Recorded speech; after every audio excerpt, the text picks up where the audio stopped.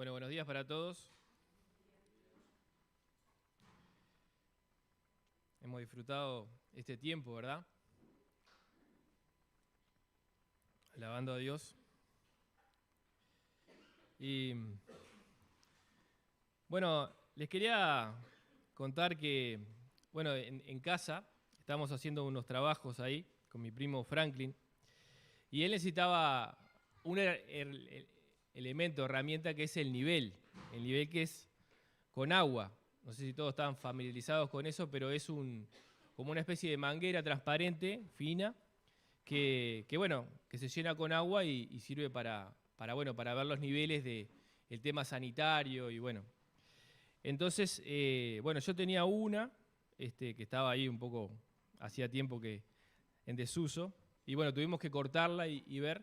Y era muy importante que quedara sin dobleces y sin burbujas, porque si no, después no podía dar una medida, un nivel bueno y podía haber problemas a futuro en la construcción.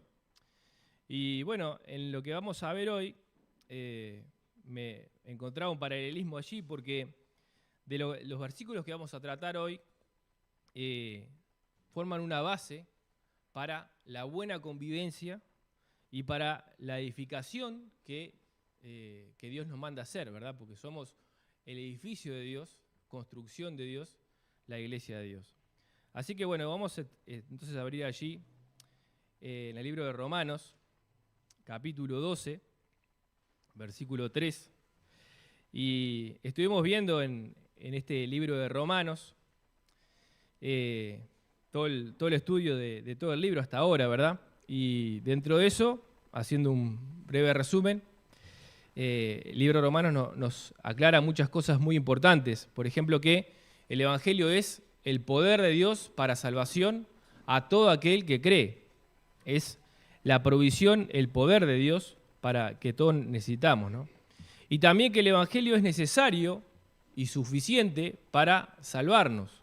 Sin el Evangelio no hay posibilidad de salvación, porque todos hemos pecado y estamos destituidos, separados de la gloria de Dios. Y se excluye, mismo acá en el libro de Romanos, la posibilidad de que una religión, cualquiera sea la religión, pueda ser suficiente para encontrar, presentarnos ante Dios en justicia. Porque dice que por las obras de la ley ningún ser humano será justificado delante de Dios. Y se establece que la gracia es el medio para ser salvos por medio de la fe. La fe en Jesucristo, por la gracia, podemos encontrar esa justificación que tanto necesitamos delante de Dios. Después también vimos la necesidad de vivir según el Espíritu Santo que vive en cada creyente y no según nuestra propia carne, naturaleza. Y también luego, aquí en los capítulos 9 al 11, estuvimos viendo que Dios en su sabiduría utilizó la decisión de su pueblo de Israel de endurecerse y de rechazar al Salvador para dar lugar a los gentiles, es decir, a todos nosotros que no somos los judíos, para darnos la posibilidad de recibir a Cristo y con Él todas las promesas y la entrada a su reino, al reino de su amado Hijo. Y después se nos hizo también un llamado para predicar, para continuar con esta tarea de cómo predicarán si no fueren enviados, cómo creerán sin nadie que les predique.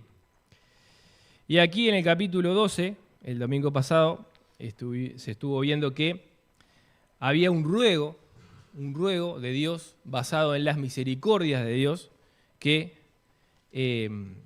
hemos visto y hemos llegado a ellas, ¿verdad? Entonces, vamos a abrir allí Romanos 12, 3 al 5, dice así.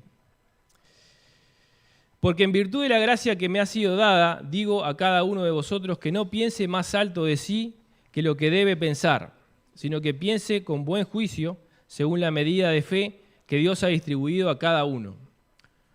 Pues así como en un cuerpo tenemos muchos miembros, pero no todos los miembros tienen la misma función, así nosotros, que somos muchos, somos un cuerpo en Cristo e individualmente miembros los unos de los otros. Bien, Dios bendiga su palabra y que pueda hacer su obra en nuestros corazones, que tanto necesitamos. Vamos a estar viendo especialmente el versículo 3. Hay mucho para ver ahí, mucho para aplicar, muy necesario. Después el 4 y el 5 los vamos a ver, pero en función de lo que se expresa en el versículo 3. Le digo esto para que después no se asusten, porque uno dice, si así viene el ritmo, entonces vamos a estar hasta las 3 de la tarde. Tranquilos.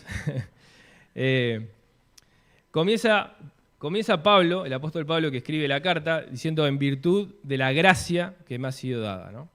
Y acá él va a hablar con autoridad. Es decir, no va a hacer un ruego, ni una información, ni un pedido.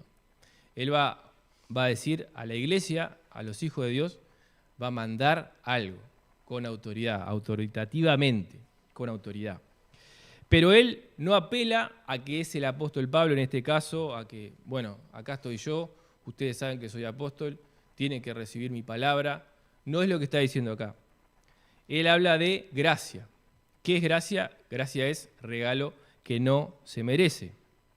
¿Y por qué él dice de la gracia? ¿Por qué él dice de la gracia? Bueno, él recuerda al apóstol Pablo quién era. Nunca se olvidó de quién era. ¿Y quién era el apóstol Pablo? El apóstol Pablo era aquel que asolaba a la iglesia. Era Saulo el asolador, Saulo de Tarso, aquel enemigo número 1 de Dios, de Cristo y de la iglesia. Aquel que perseguía, aquel que llevaba a los creyentes a negar la fe.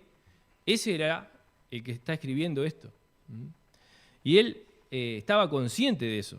Y así lo dice en 1 Timoteo 1, 13, dice, habiendo yo sido antes blasfemo, perseguidor e injuriador, mas fui recibido a misericordia porque lo hice por ignorancia en incredulidad.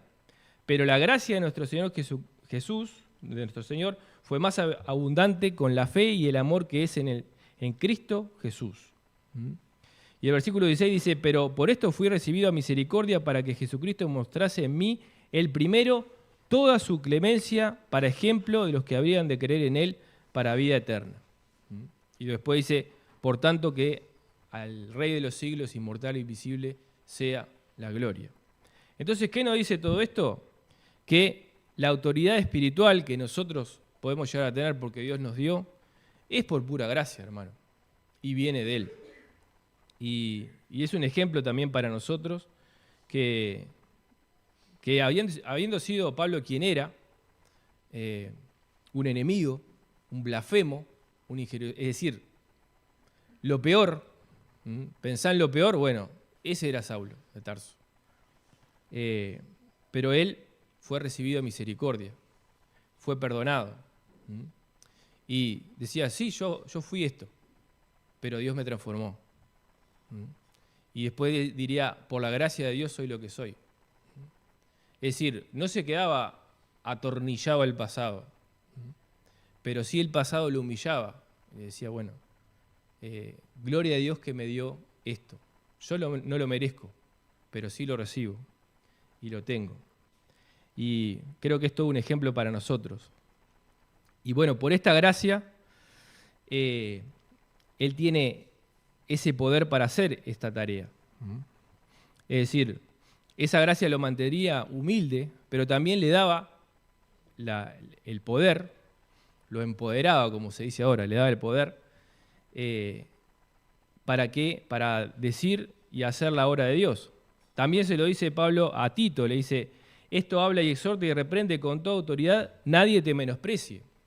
Es decir, si venía alguien a decir, no, pero Saulo, vos fuiste blasfemo, fuiste perseguidor, fuiste injuriador. Sí, está bien, es verdad. Pero todo eso quedó en el pasado porque el Señor Jesús pagó por todo eso. Y ya está. Y delante de Dios no existe más. Dios lo borró y lo tiró al fondo del mar. Eso yo lo recuerdo y me mantiene humilde. Yo sé quién fui, pero por la gracia de Dios soy lo que soy.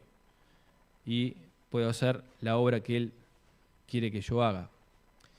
Y bueno, por esa gracia, entonces, por ese lugar que Dios le había dado, puede darle este mandato con toda autoridad.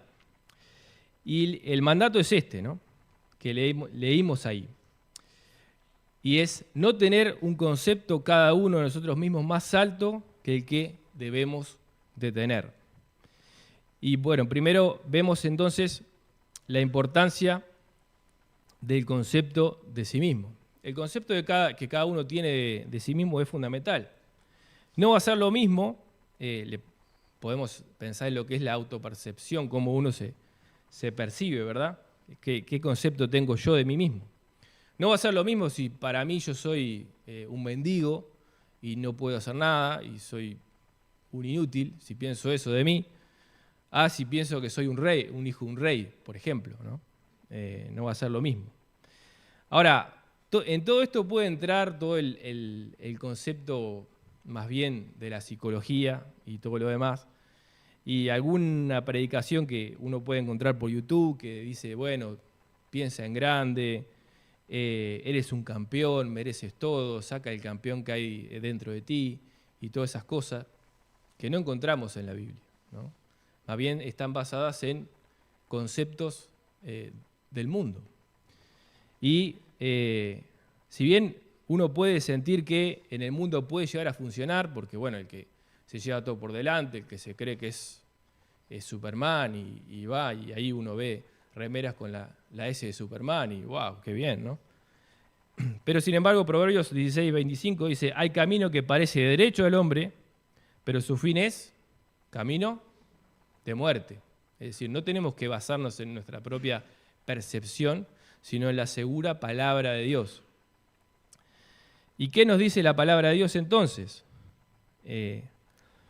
Nos da el cuidado que tenemos que tener en no pensar menos de nosotros mismos, sino cuidar que no pensar más de ti mismo. Y uno dice, bueno, uno esperaría quizás que lo que Dios dijera sería, bueno, pensar ni más ni menos, ¿no? O sea, lo equilibrado sería ni más ni menos. Pero sin embargo no es lo que dice acá. Dice que no pienses más. Sin embargo, el tema de no pensar menos viene como implícito porque habla de la cordura después, ¿no? Y la cordura, bueno, nos habla de ese equilibrio. Pero lo que cada uno tenemos que pensar es no pensar de más. Y alguien dijo por ahí una vez que la humildad no es pensar menos de ti mismo, sino pensar menos en ti mismo, ¿no? Porque uno puede pensar ahí todo en el tema de, bueno, esto de pensar de la inferioridad y todo, y no va por ahí tampoco, ¿verdad? Porque lo que sucede es que el que se cree menos, ¿en quién está pensando generalmente? ¿En los demás? No, está pensando en sí mismo, ¿no? Y por ahí no va tampoco. Entonces, la regla es que el concepto de nosotros mismos no sea mayor de lo que tiene que ser, ¿no? Y no es el cuidado de, cuídense de no ser demasiado humildes. Tenemos que tener cuidado entonces de la soberbia, la arrogancia y la altivez, porque esas son cosas que Dios aborrece. En el Salmo 131 escribe David estas palabras, y las escribe el rey David, ¿no? Dice, Jehová, no se ha envanecido mi corazón, ni mis ojos se enaltecieron, ni anduve en grandezas, ni en cosas demasiado sublimes para mí. En verdad que me he comportado y he callado mi alma como un niño destetado de su madre, como un niño destetado está mi alma. Interesante que lo que escribe David aquí. David era alguien que había conquistado, estaba llamado y utilizado por Dios para hacer grandes cosas, grandes conquistas. No hubo un rey igual a él en Israel. Fue el mejor rey de Israel, o sea, el que marcó el estándar. Con David se compararon todos los demás. Sin embargo, él mantenía ese corazón humilde y decía que no se había buscado cosas demasiado sublimes para él. Y muestra que su alma había llegado a ser, y habla como de un proceso, ¿verdad? Que eso le había llevado su tiempo. Especialmente en la juventud de David y todo, bueno, que él... Pero había aprendido que en Dios estaba su todo. Y con esta preciosa imagen de el niño destetado de su madre. ¿Por qué dice el niño destetado? O sea, el niño que ya no toma el pecho de su madre. Es decir, para ese niño, su madre ya no es su fuente de alimento, no es que él llora y la llama para satisfacer su hambre. Pero él está, el niño, en el regazo de su madre, ¿no? Y entonces ya no es Dios para él su fuente de alimento de su necesidad, sino que su relación con Dios, como de ese niño, de esa madre, es lo que a él le satisface. Y él llegó a esto. Y para eso es la humildad, la humildad. Es súper necesaria la humildad para nosotros. Dice el Señor en Proverbios 8:13, el temor de Jehová es aborrecer el mal, la soberbia, la arrogancia, el mal camino y la boca perversa aborrezco.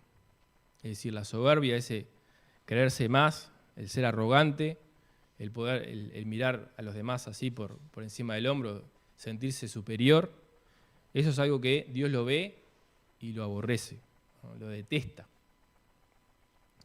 1 Pedro 5:5 dice, igualmente jóvenes están sujetos a los ancianos y todos sumisos unos a otros, revestidos de humildad porque Dios resiste a los soberbios y da gracia a los humildes. Entonces a los soberbios Dios se pone en posición de resistirles, de hacerles guerra, ¿no? O sea, Dios no está a favor tuyo cuando sos soberbio, cuando soy soberbio, sino que está en contra de ti. Y finalmente también, además de que esa actitud es aborrecible por Dios y que Dios está en contra, a su vez también a nosotros no nos hace nada bien. Porque el Señor Jesús en Mateo 11:29 dice, llevad mi yugo sobre vosotros y aprended de mí que soy manso y humilde de corazón y hallaréis descanso para vuestras almas. Es decir que con soberbia, con arrogancia, con todo eso, capaz que te ganás el mundo, te lo llevas por delante, pero lo que no tenés es paz en tu alma. No tenés descanso en tu alma. Y eso solo lo tenés con humildad y con mansedumbre, como el Señor Jesús lo está mostrando aquí. Entonces, hay un concepto que cada uno debería de tener, porque dice que no tenga un concepto de sí más alto que el que debería tener. Y cada uno puede pensar, no tenemos una radiografía para ver lo que cada uno piensa de sí mismo, no vemos los pensamientos, ¿verdad? Y cada uno puede pensar de diferente forma con respecto a sí mismo. Pero hay un concepto de que uno debería. Esa palabra debería significa que hay algo que es como el estándar, como que lo que marca que está bien o no está bien. ¿Y cuál es ese concepto? Bueno, con cordura. El concepto de cordura. La palabra que dice ahí, la versión de 60, cordura. Definición de la palabra cordura es prudencia, sensatez y buen juicio. Y bueno, allí la palabra en griego, cuando dice ahí cordura, significa estar en sus cabales, estar cuerdo, sensato, prudente, y también templado, tener dominio propio y ser sobrio. Y tiene la idea de, bueno, estar en sus cabales, estar en su sentido, o estar bien de la cabeza, ¿sí? Y bueno, también acá en Romanos 12:3 hay como un juego de palabras en el griego que en español no puede estar, pero cuando habla de esto de tener en mente y no tener pensamientos elevados, bueno, hay un juego de palabras allí en el griego que el apóstol Pablo usa, ¿no? Y se está hablando de ser capaz de controlarse a sí mismo, con esto de la cordura. Entonces, bueno, según la verdad de Dios, según lo que Dios dice, no según lo que dice el mundo, no según lo que dice mi propia carne, mi propio yo, ni tampoco el enemigo Satanás, ¿qué es lo que Dios dice con respecto a mí mismo? ¿Sí? Bueno, vamos a ver un poco eso. Lo que Dios dice en primer lugar es que somos pecadores. Cada uno de nosotros, todos nosotros, podemos levantar la mano y decir, soy un pecador. Redimido, sí, pero pecador al fin. Y por lo tanto, como pecador, merecíamos la condenación eterna. Y además, por ser pecadores, somos seres defectuosos, rotos, falibles y mortales, simples mortales, solo por el hecho de pensar de que somos pecadores. Y bueno, ¿qué es lo que merecíamos por el hecho de ser pecadores, según la Biblia? La paga del pecado es la muerte. Y el único derecho que tenías para reclamarle a Dios era un lugar en el lago que arde con fuego y azufre, que es la muerte segunda, que vemos ahí en Apocalipsis. No hay más derecho, no hay más reclamo delante de Dios, porque todos hemos pecado, estamos separados de la gloria de Dios, y la paga del pecado es la muerte. Entonces no hay reclamo ni derecho delante de Dios. Además de eso, siendo pecadores redimidos, aún así tenemos en nosotros mismos lo que la carne. La carne está dentro de nosotros mismos y dice que la carne y el espíritu se oponen entre sí para que no hagas lo que quieras. Y en todo este contexto no tenemos ni tengo nada que puedo mostrar delante de Dios como para decirle: Señor, acá estoy yo, valorizame por lo que yo soy, sino que es el Señor el que te mostró su misericordia. Y esto lleva a dos conclusiones. Una, que toda la jactancia queda incluida. ¿Qué es la jactancia? Bueno, el creérmela, el decir, mirá que crea que soy yo. Mirá lo que soy, lo que hice, lo que tengo. Eso, delante de Dios, queda excluido. Y la segunda conclusión, consecuencia, es que toda la gloria es para ¿quién? Es para Dios, exactamente, ¿no? Y también pensar de que si algo sucede bueno en la iglesia, en el servicio, en el ministerio, en la obra de Dios, es porque lo hace Dios en nosotros. Acompáñenme allí a Marcos capítulo 4, versículo 26, sin perder aquí Romanos, ¿verdad? Marcos 4, 26. Una parábola que quizás nos pasa bastante por alto, pero que dice mucho en cuanto a lo que es el reino de Dios, la obra de Dios y cómo se debe hacer la tarea y el trabajo en la iglesia. Marcos 4, 26 dice, decía además, así es el reino de Dios, como cuando un hombre echa semilla en la tierra, y duerme y se levanta de noche y de día, y la semilla brota y crece sin que él sepa cómo, porque de suyo lleva fruto la tierra, primero hierba, luego espiga, luego grano lleno en la espiga. Y cuando el fruto está maduro, enseguida se mete la hoz, porque la siega ha llegado.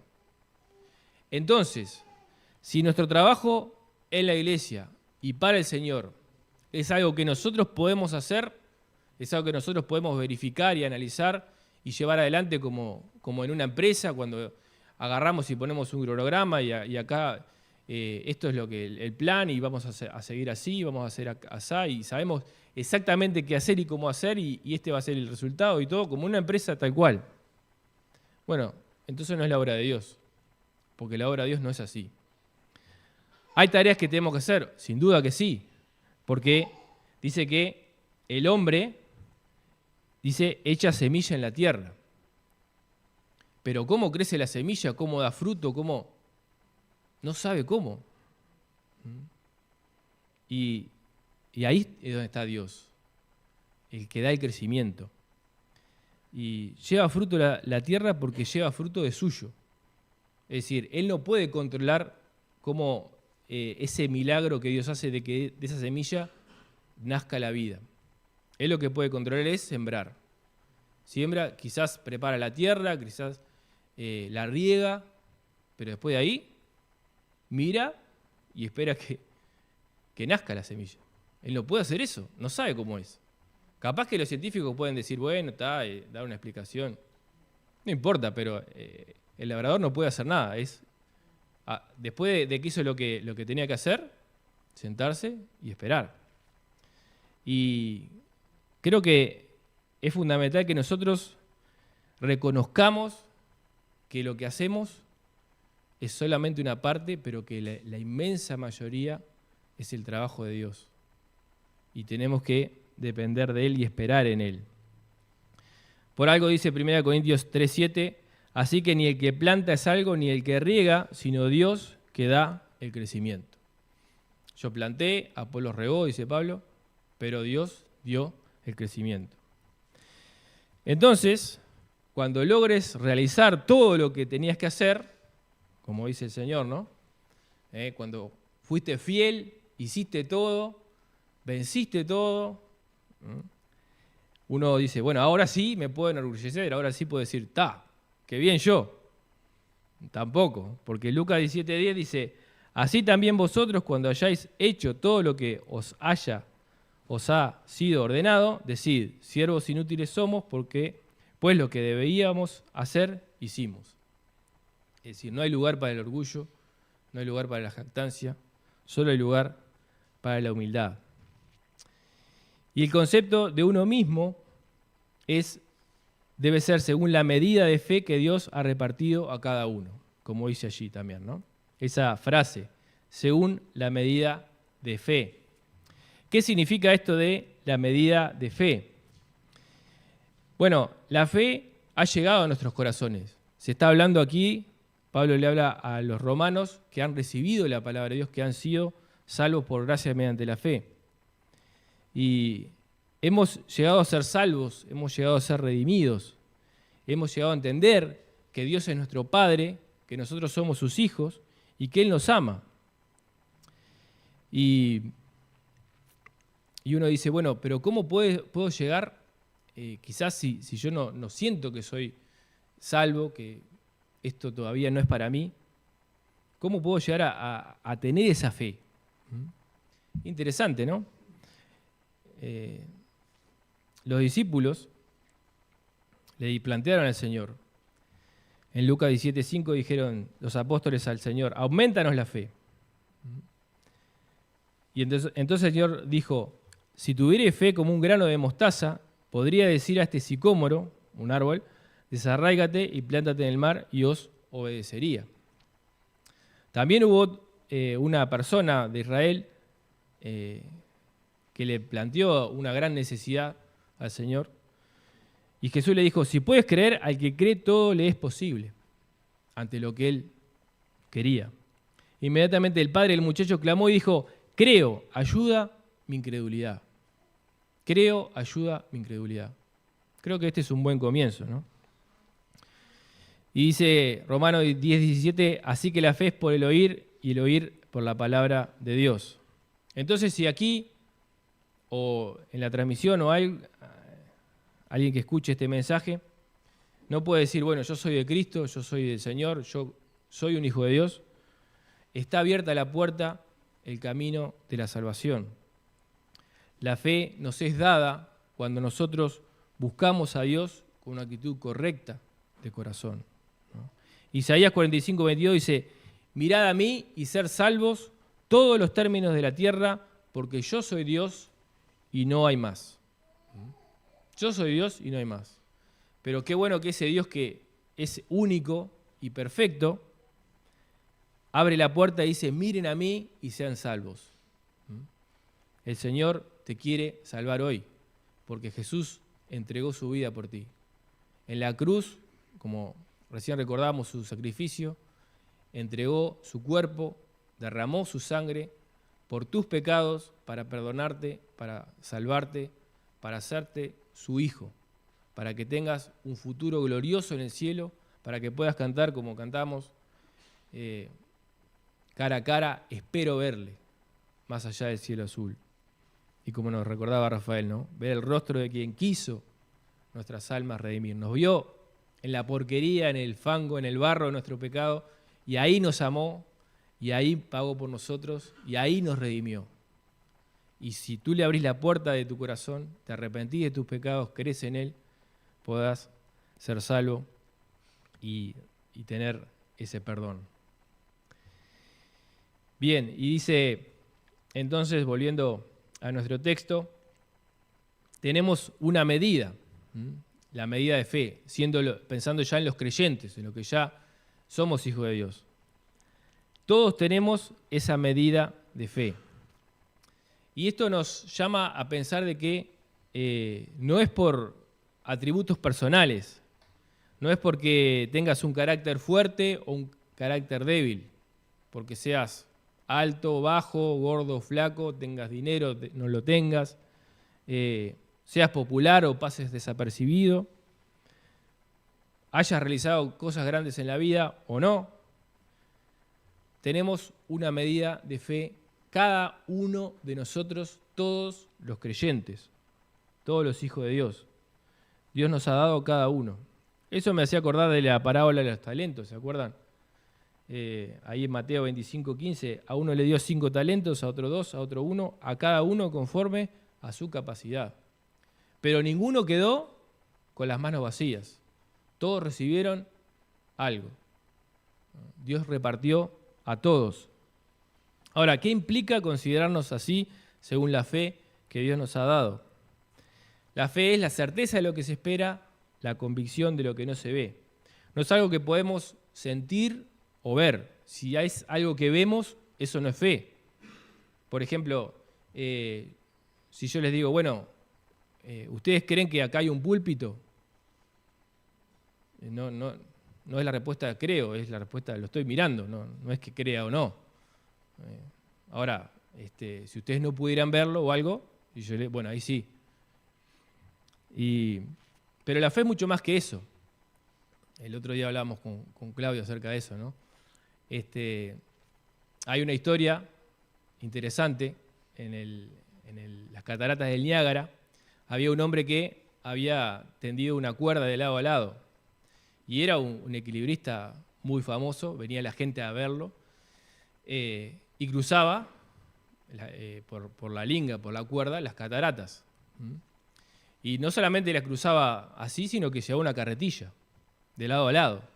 Algo increíble, ¿no? O sea, las cataratas del Niágara era caerse ahí era una muerte segura. Y entonces la gente, cuando cruzaba, la gente lo aclamaba, ¿no? Y lo vitoreaba, así. Una hazaña lo que estaba diciendo.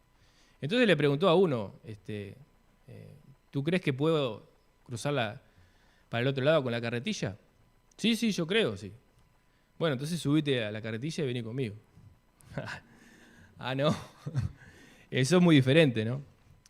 Es decir, la fe en Jesús no es creer que Él existe, creer que Él es un maestro, porque Él no dijo eso. Él dijo, yo soy el único camino. Si no crees en mí, estás perdido, estás condenado, te vas al infierno. Y vos no podés quedarte así indiferente a eso. Tenés que tomar una decisión. O estás con Él o estás sin Él. O crees en Él y sos salvo, o no crees en Él y sos condenado. Tenés que subirte la carretilla. Porque el que la lleva no es un equilibrista.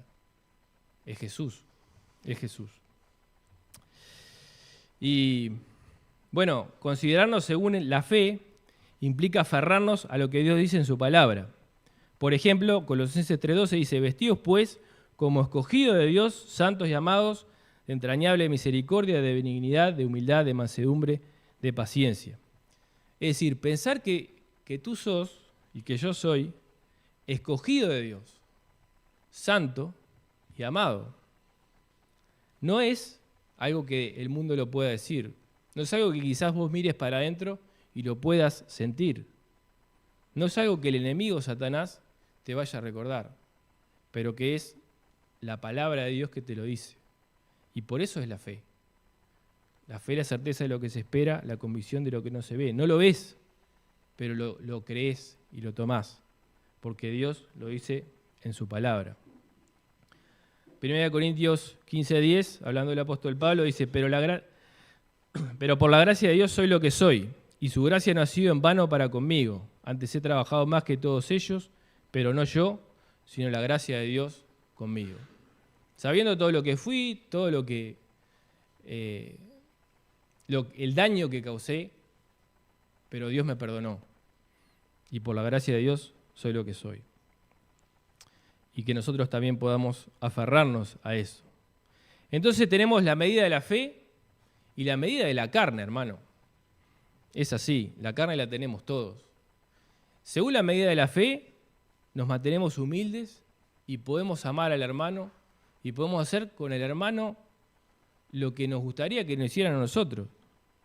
Según la medida de la carne, hay recelo, hay resentimiento, hay competencia, hay egoísmo, hay envidia. Es así, es clarito, es clarito. ¿Qué medida hay en tu vida? ¿Qué medida hay en tu corazón? ¿La de la fe o la de la carne? ¿Qué medida das tú? ¿Y qué medida doy yo?